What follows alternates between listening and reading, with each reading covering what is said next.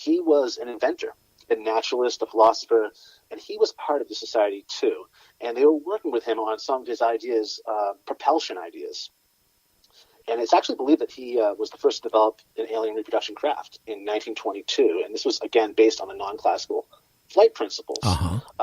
Yeah, so totally. And it's just, at this time, it was just way out thinking. This guy was really ahead of his time, if not technically, definitely conceptually. So they were, nurturing him. He was nurturing them. They were working together. And, fast forward to the 1930s, the Thule Society kind of morphs or inspires the next group of like these mystic societies, like the Enderby and the Vril Society. And in those, and again, they're working with scientists and inventors here, and they come up with the first saucer, the flying saucer. Again, speculation, but there's a lot of evidence here.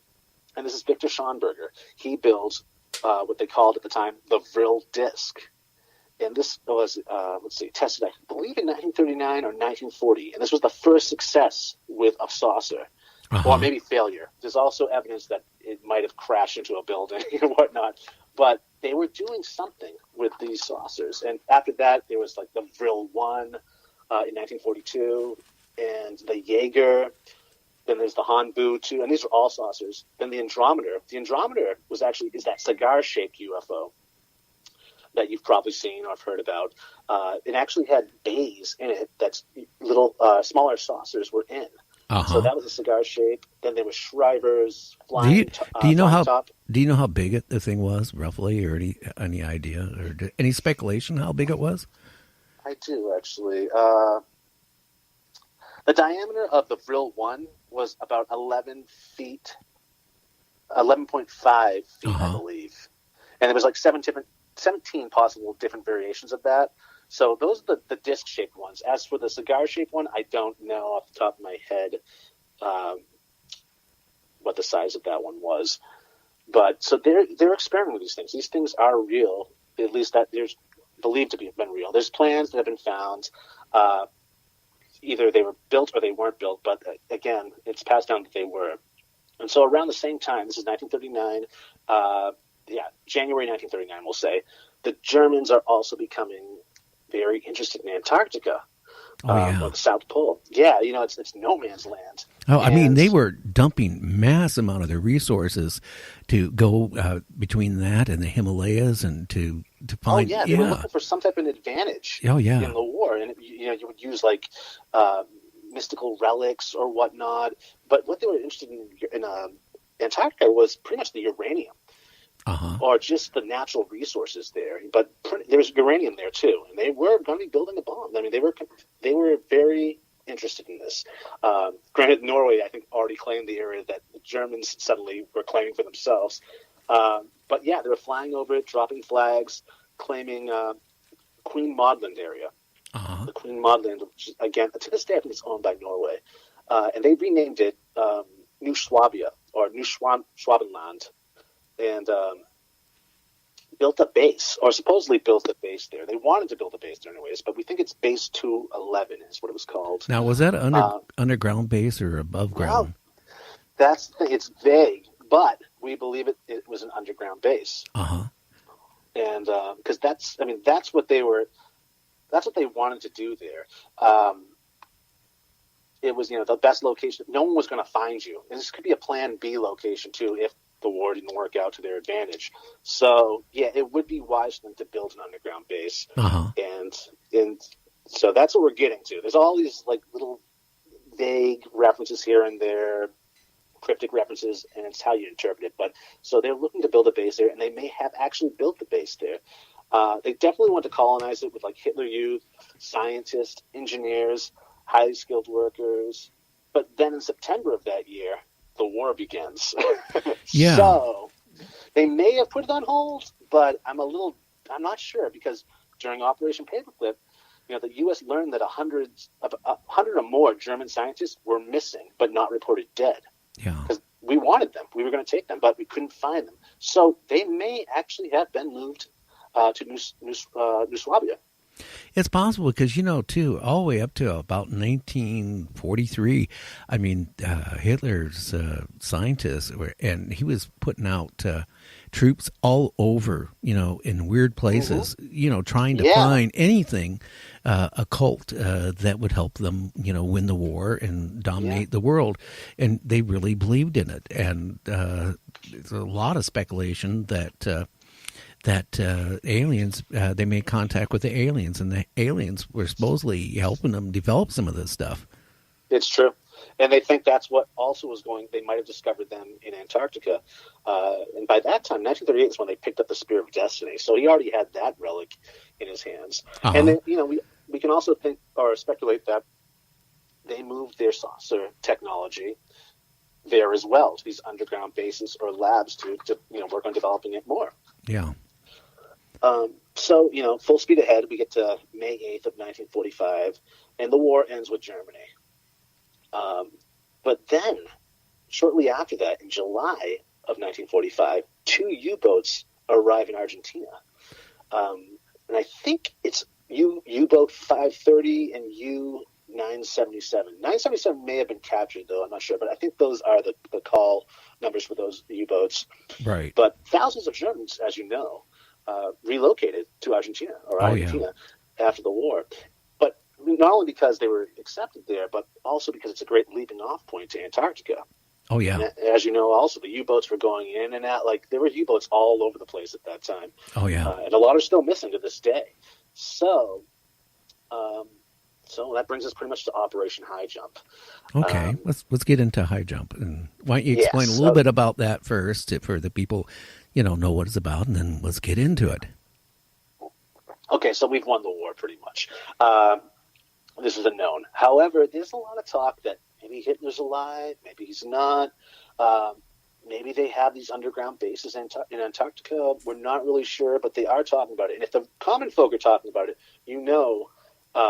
that the government's thinking about it too. Uh-huh.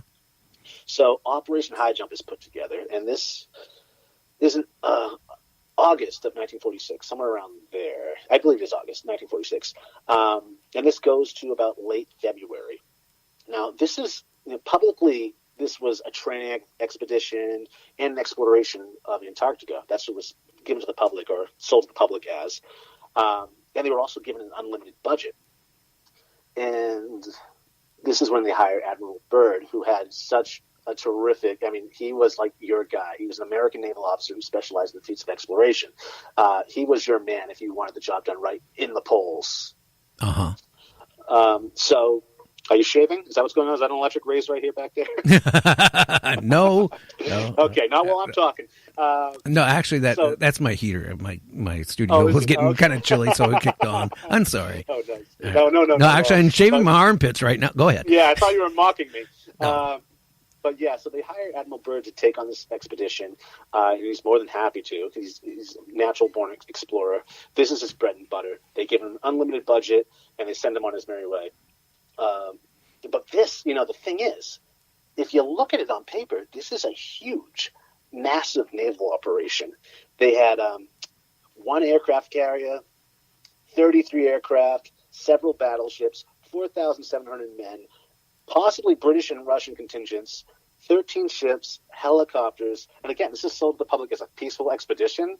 I wouldn't buy it. I mean, maybe back then they would, but I don't really think they would buy it now. Well, they didn't. This was like a secret mission. They didn't even know about it back then. There's a film too. What is it called? You can find it on YouTube, and it's actual footage done of the expedition. Uh-huh. And I think it's called The Secret World, The Secret Land, I believe it's called. And you can actually see footage that was done during this expedition. It's supposedly there's hours of film missing from the final cut too, so you can. Well, we'll get into that more in a bit. But again, so it's sold to the public as a peaceful expedition. Yet this is like a flotilla sent to the Arctic. So what are they really doing? And again, we can only speculate that they're searching for the last pieces of the Nazi party. And this is either they're going to be in Argentina or they're going to go in Antarctica, it looks like. Uh-huh. So we think they were looking for these last bases to destroy them. So they were looking to discover these bases and just straight up bomb them into the next century. However, when they get there, Admiral Byrd, they're doing their stuff. They're taking readings. They're flying over the continent. Admiral Byrd, especially, he's leading this, and they're discovering parts of Antarctica they didn't know were there, like freshwater lakes, areas where there's no snow. In fact, there's still I think it's called Schumacher's Oasis, and they're well known to this day. Well, not well known, but they're well known in the scientific community. And there are actually two research stations there this day and age. But he was discovering them during Operation High Jump, and the Nazis had already discovered them, and possibly that's where they started building their underground bases. Uh-huh. And also there's rumors of a diary of Admiral Byrd floating around too, and we don't know if it's fake or not, but it's rumored that it's real. And in that, he is kind of abducted by these inner Earth beings. His plane is there's like a tractor beam. It grabs his plane while he's flying, and it pulls him into this hole at the end of the pole into this inner world, or this hollow Earth, and which is Agartha or Shambhala, and they start speaking to him telepathically, guiding him around this inner world, saying, "Hey, you guys, you're experimenting with atomic bombs now. We're very concerned about that. We want you to go back and tell your leaders," so on and so forth. So there's that's possibly happened too. There's also, it gets weird because especially with this newfound land that he's discovering, there's no snow there. That's to me anyways, it's very reminiscent of the Piri Rice maps. Do you know those? Yeah, the Piri Rice maps, which are these ancient maps from the 16th century that actually show the United States. It also shows Antarctica, all mapped out. You can see rivers, streams, everything, but no snow. Yeah. And NASA back in the day, confirmed that those rivers and streams and mountain ranges are actually under the ice. So these are ancient maps. How did they know? So that's interesting too, and seems to tie in with that. There's also, the Lazaria maps too from 18th century. Also very weird maps that show very interesting features in the maps too. That might be a hole in the planet. They have weird island names like Island of the Weather Machine. Like, who's talking about a weather machine in 1736? No, I don't know anybody it would be at that. Yeah. What would a weather machine be in that time frame? Yeah. What would they be thinking? I don't know, but not that we didn't have machines back then. Granted, the ancient Greeks were building machines to a certain extent, steam operated or water operated, but it's kind of weird. The Island of the Weather Machine. That sounds like DARPA, stuff we talk about today. So that's what that reminds me of. These areas where there's no snow and whatnot. And then there's also the stories of a battle that took place, because something did happen while they were there. A dozen troops died or were lost. A destroyer was lost, and half the aircraft. And the story goes that they were attacked by spaceships that were coming out of the water as they were getting closer to these bases. Now that would be scary. I'll tell you. Yeah. Let's put it this way: if you were a sailor on a ship and all of a sudden you see something come out of the water, that's Buck Rogers. Yeah. That's Buck Rogers. It is definitely Buck Rogers. And it's weird, too, because if you watch the film that they did, and the film's in color, it's really great, but they do this whole mythical ceremony, too, as they're passing over a part of the sea where they dress up like ancient gods. They brought these costumes with them, the Navy men did, and they did this whole little skit. It's weird. The film's silent, so it adds to the eeriness of it, but you got to check it out if you get a chance. Yeah, I am. Everybody.